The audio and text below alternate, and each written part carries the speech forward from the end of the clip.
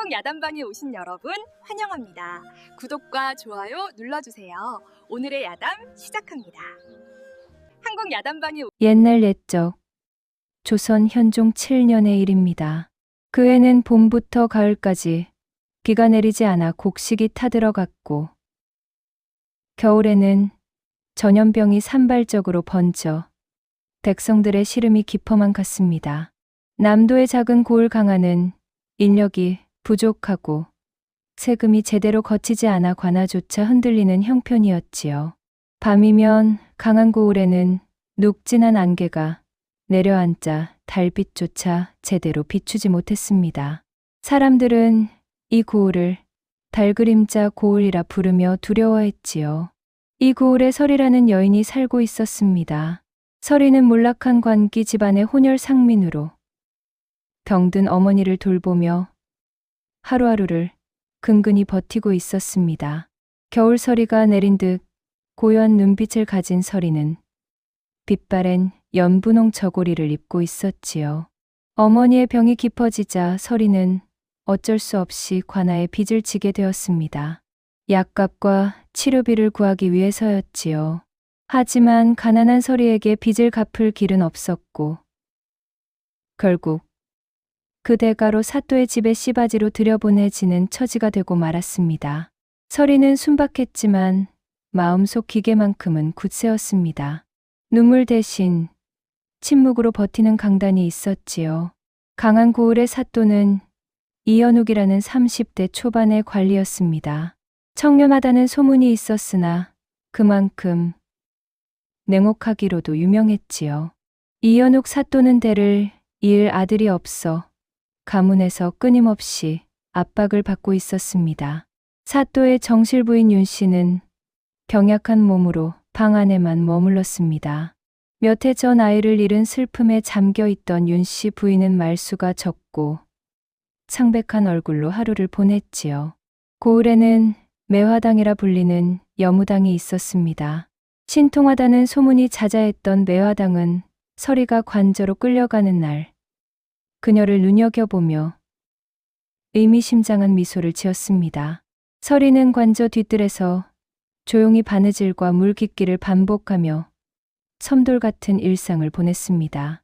아침이면 우물에서 물을 깃고 낮에는 부인의 방을 청소하며 저녁이면 혼자 뒷채에서 잠을 청했지요. 그러나 밤이면 이상한 일들이 일어났습니다.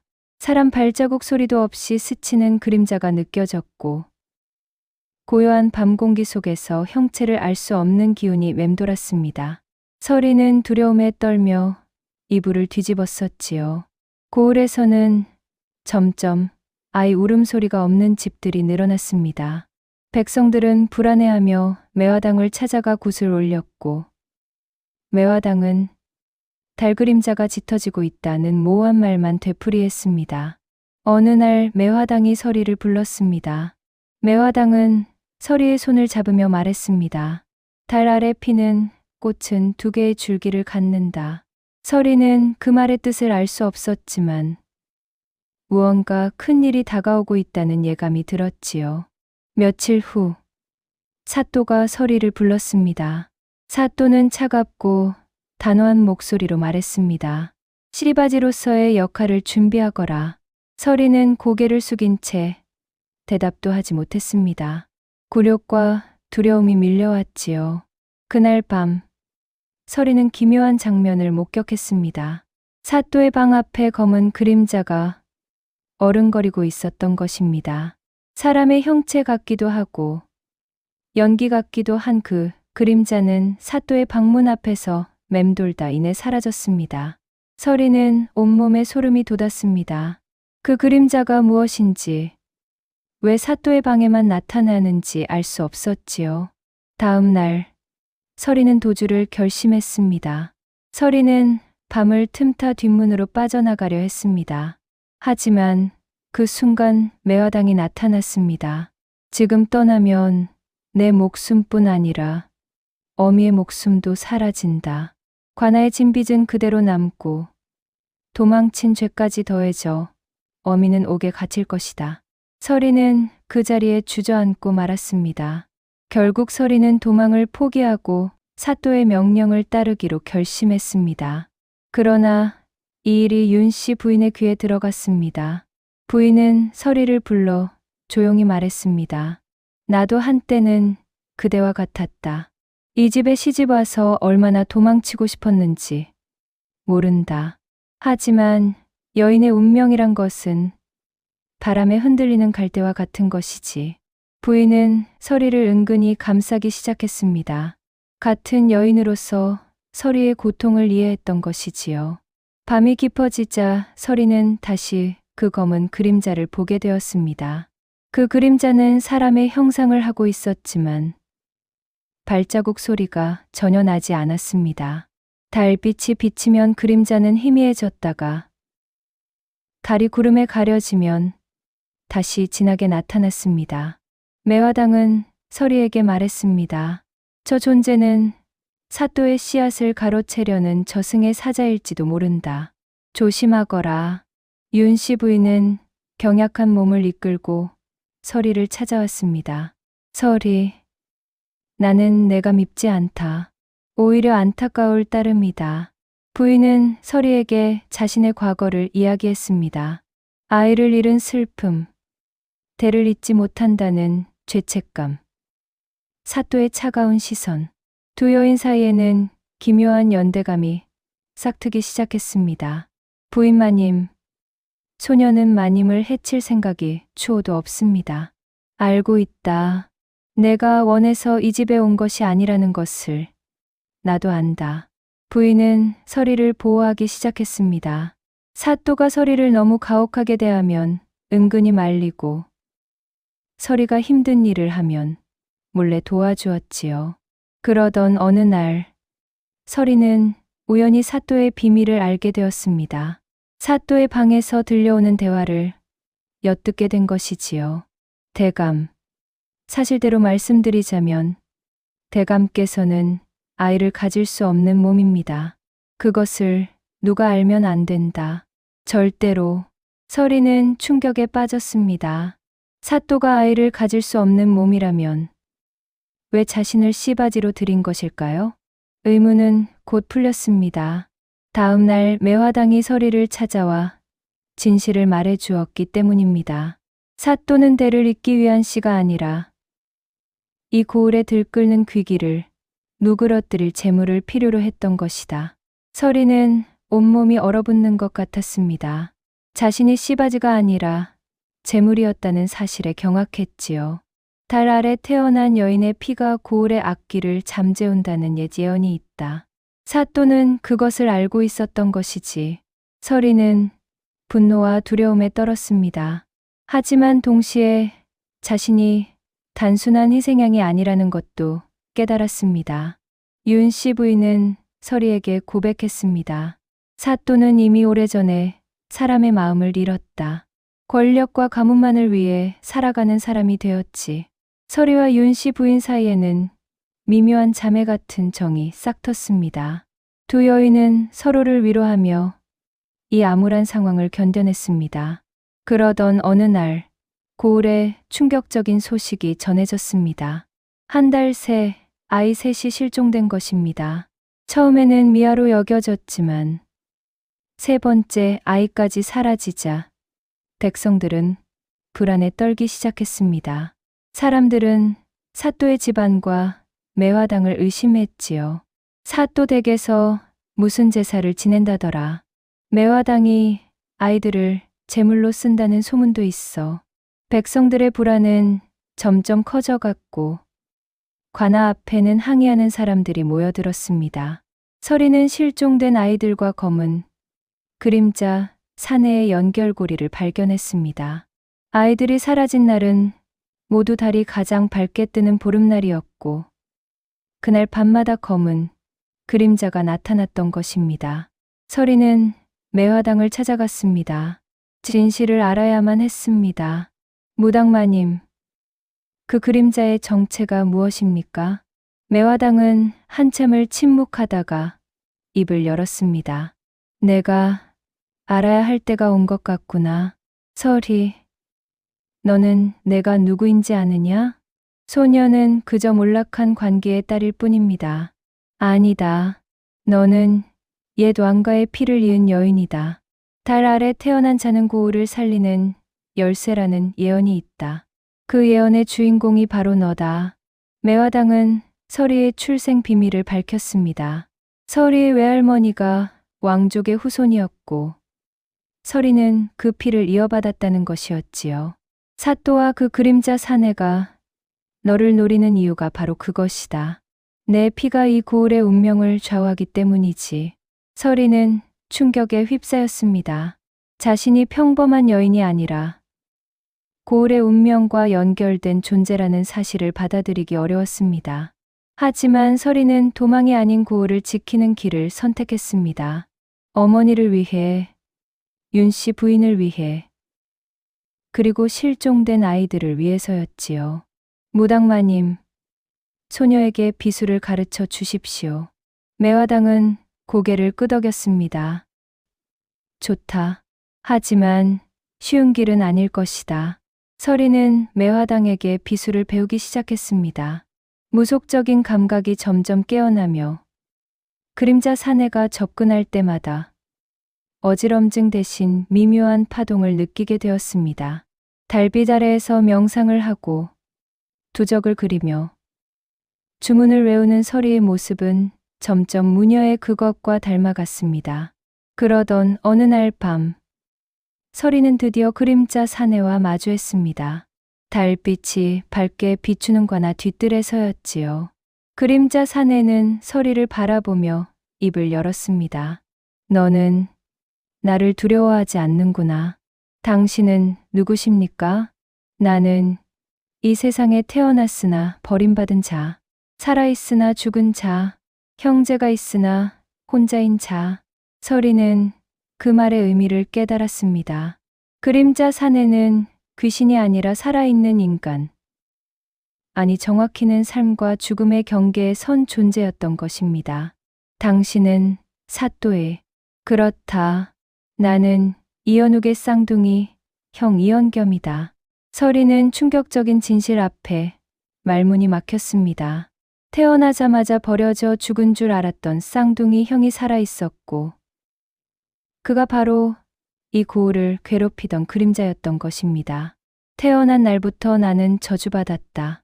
쌍둥이는 불길하다 하여 산에 버려졌고 나는 무당의 손에 자라났지. 하지만 나는 죽지 않았다. 죽음과 삶 사이에서 떠돌며 이 고을을 지켜보았지. 이연겸은 사또 가문의 부정과 위선을 폭로했습니다. 그들이 어떻게 자신을 버렸는지, 어떻게 무고한 백성들을 희생시켰는지 낱낱이 밝혔지요. 나는 복수를 원한다. 나를 버린 가문이 무너지는 것을 보고 싶다.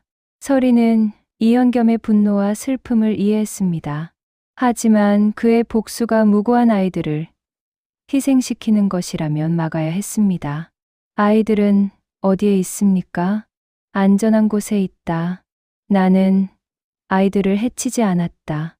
다만 사또 가문의 죄를 드러내기 위해 잠시 숨겨둔 것뿐이다. 서리는 안도의 한숨을 쉬었습니다. 하지만 곧 더 큰 위기가 닥쳐올 것을 예감했습니다. 달빛이 구름에 가려지며 어둠이 내려앉았습니다. 서리는 이연겸을 바라보며 조용히 말했습니다. 복수가 아닌 구원의 길이 있을 것입니다. 함께 찾아봅시다. 이연겸의 눈빛이 흔들렸습니다. 평생 복수만을 꿈꾸던 그에게 서리의 말은 낯선 울림으로 다가왔지요. 밤은 깊어만 갔고 두 사람의 운명은 얽혀들기 시작했습니다. 서리와 이현겸의 만남 이후 고을의 분위기는 더욱 어두워졌습니다. 백성들의 불안은 날로 커져갔고 사또는 점점 더 조급해졌지요. 사또가 모든 진실을 알게 된 것은 며칠 후였습니다. 향리 도철이 밤에 이현겸을 목격하고 사또에게 보고한 것이지요. 대감, 뒤뜰에 수상한 자가 출몰하고 있사옵니다. 그 자가 혹시 사또의 얼굴이 창백하게 변했습니다. 자신이 평생 숨기고 살았던 비밀. 산에 버려진 쌍둥이 형의 존재가 드러날 위기에 처한 것입니다. 그자를 찾아내거라. 어떤 수를 써서라도. 사또는 서리를 의심하기 시작했습니다. 서리가 이현겸과 연결되어 있다는 것을 직감했지요. 사또는 서리를 뒤채에 감금하기로 결심했습니다. 그날 밤, 사또는 부하들을 이끌고 서리를 찾아왔습니다. 내가 그 귀신과 손을 잡았구나. 내가 이 고을을 망치려 한다. 사또 나으리, 소녀는 아무것도. 윤 씨 부인이 서리를 감싸려 했습니다.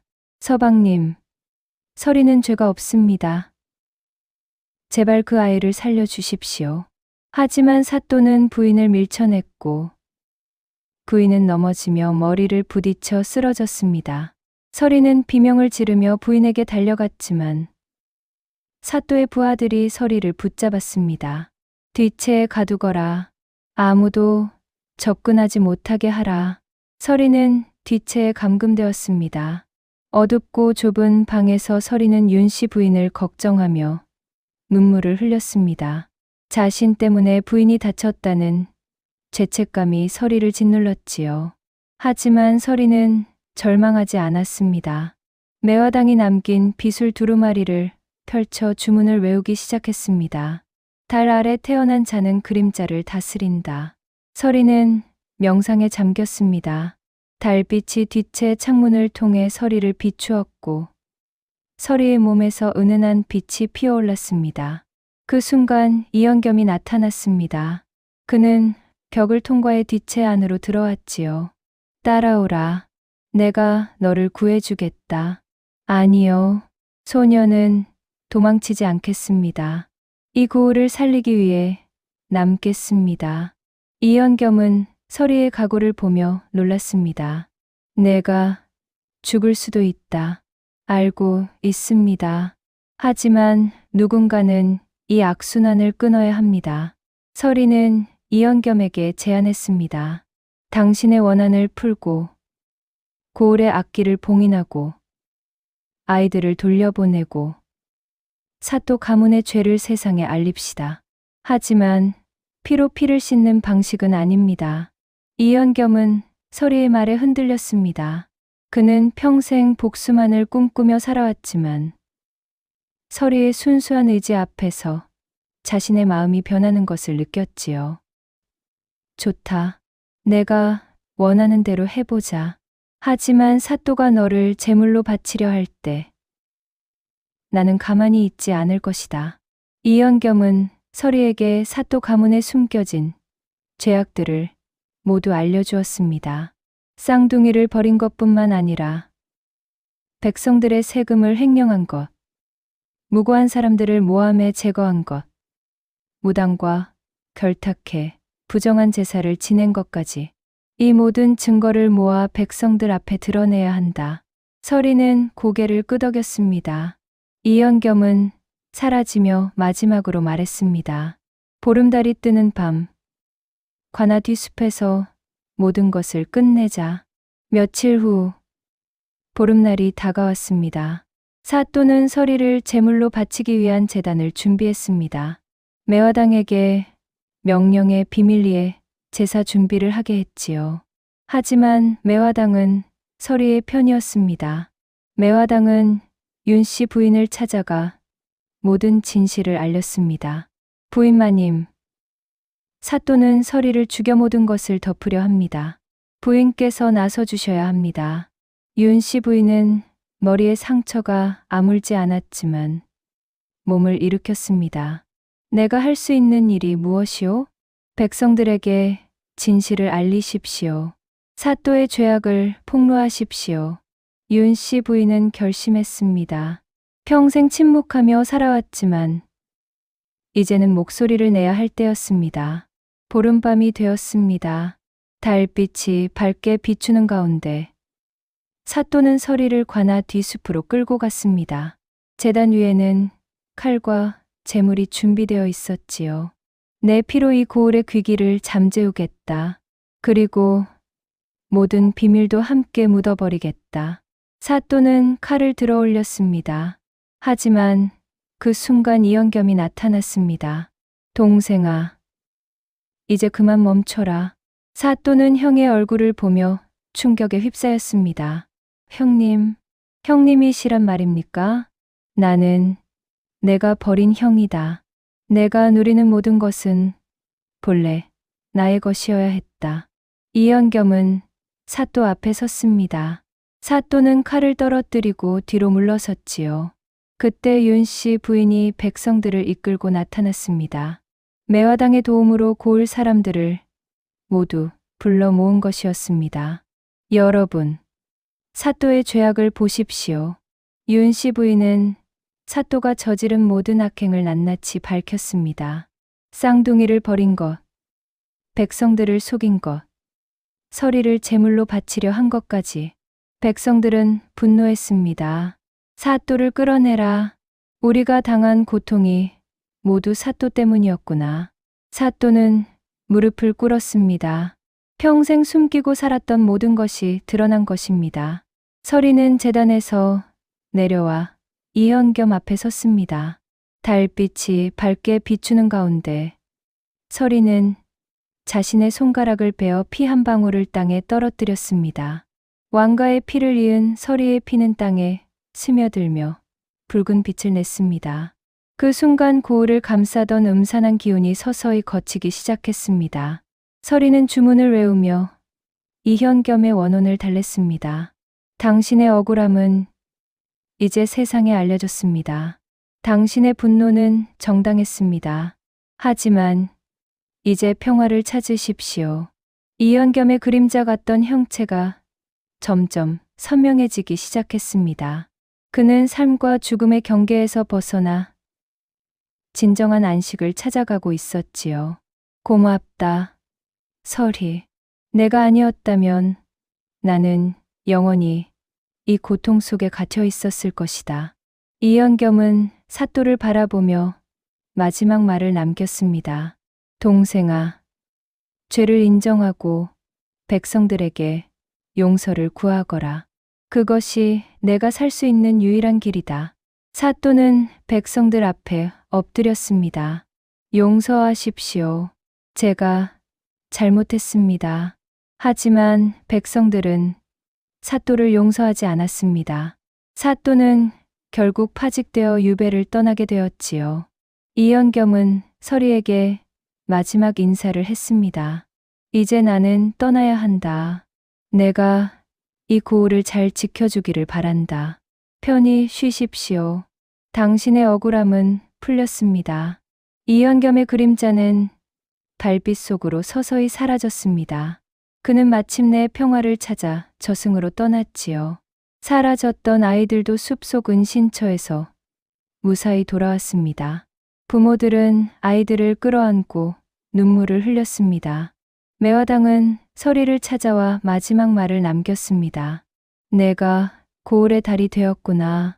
이제 나의 역할은 끝났다. 무당마님, 어디로 가시렵니까? 내가 있어야 할 곳으로 간다. 서리야, 너는 이제 혼자 힘으로 걸어갈 수 있을 것이다.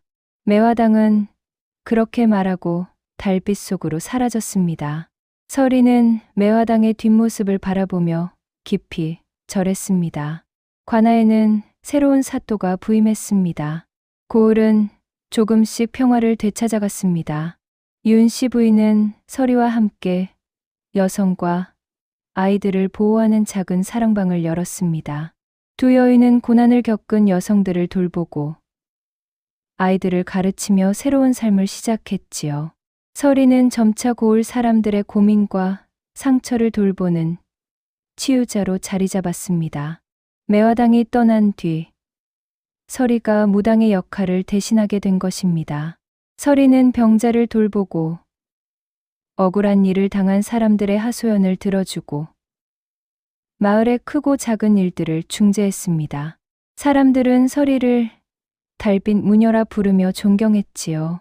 어머니의 병도 점차 나아졌습니다. 서리는 어머니를 모시고 고을에서 평화롭게 살아갔습니다. 깊은 밤, 서리는 혼자 강가에 나가 달을 바라보곤 했습니다. 고요한 강물 위에 비친 달빛을 보며 서리는 자신이 걸어온 길을 헤아렸지요. 씨바지로 끌려왔던 자신이 이제는 고을을 지키는 무녀가 되었습니다. 재물이 될 뻔했던 자신이 이제는 사람들을 구하는 구원자가 되었지요. 달빛 아래 잠든 이연겸의 모습이 잠시 스쳐 지나가는 듯했습니다. 서리는 조용히 눈을 감고 기도했습니다. 당신의 희생이 헛되지 않았습니다. 이 고을은 이제 평화를 찾았습니다. 바람이 나무짚을 흔들고 강물은 조용히 흘렀습니다. 달빛은 여전히 밝게 고을을 비추고 있었지요. 서리는 깨달았습니다. 달은 그늘을 품되 그늘을 삼키지 않는다는 것을. 빛과 어둠은 함께 존재하며 그 균형을 지키는 것이 바로 자신의 역할이라는 것을 말입니다. 고을의 평화는 그렇게 시작되었습니다. 겨울이 지나고 봄이 왔습니다. 고을에는 따뜻한 바람이 불었고 들판에는 새싹이 돋아났습니다. 백성들은 다시 밭을 갈고 씨를 뿌렸지요. 서리는 사랑방에서 아이들을 가르쳤습니다. 글을 읽고 쓰는 법, 예의 바른 행동, 그리고 서로를 존중하는 마음을 가르쳤지요. 유은 씨 부인은 서리를 바라보며 미소 지었습니다. 서리, 내가 이 고을에 온 것은 축복이었다. 부인 마님, 소녀야말로 마님을 만난 것이 축복입니다. 두 여인은 서로를 의지하며 고을을 돌보았습니다. 여성들의 작은 연대가 고을에 큰 변화를 가져왔지요. 세월이 흘러 서리는 고을에서 가장 존경받는 인물이 되었습니다. 사람들은 어려운 일이 생기면 서리를 찾았고 서리는 언제나 따뜻하게 그들을 맞이했습니다. 어느 날 밤, 서리는 다시 강가에 나가 달을 바라보았습니다. 달은 여전히 밝게 빛나고 있었습니다. 서리는 이연겸을 떠올렸습니다. 그가 평화를 찾았기를, 저승에서 편히 쉬고 있기를 기도했지요. 그리고 윤 씨 부인을, 매화당을, 어머니를, 그리고 고을의 모든 사람들을 떠올렸습니다. 서리의 마음은 감사함으로 가득 찼습니다. 달빛이 강물에 비치며 반짝였습니다. 서리는 조용히 미소 지었습니다.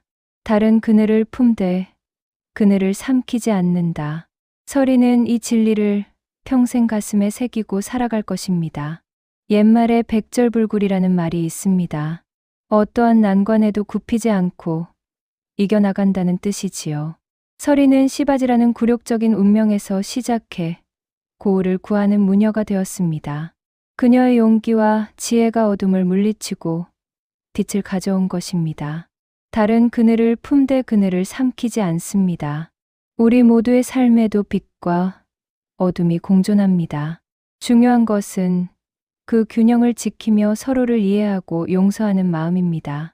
서리처럼 우리도 어려운 상황에서 포기하지 않고 다른 사람을 위해 용기를 낼 수 있기를 바랍니다. 그것이 바로 진정한 구원의 길입니다. 다음 영상을 빠르게 만나보시려면 좋아요와 구독을 눌러주세요. 그럼 더 재미있는 영상으로 찾아뵙겠습니다. 모두 행복한 하루 보내세요.